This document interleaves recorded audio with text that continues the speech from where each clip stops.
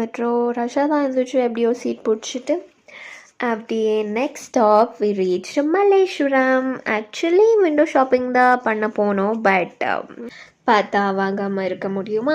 So கொஞ்சம் தான் shopping பண்ணிட்டு திருப்பி வந்தோம். அண்ட் போகும்போது இந்த டெக்கரேஷன் பாருங்கள், உண்மையான எலிஃபண்ட் மாதிரி தான் இருந்துச்சு.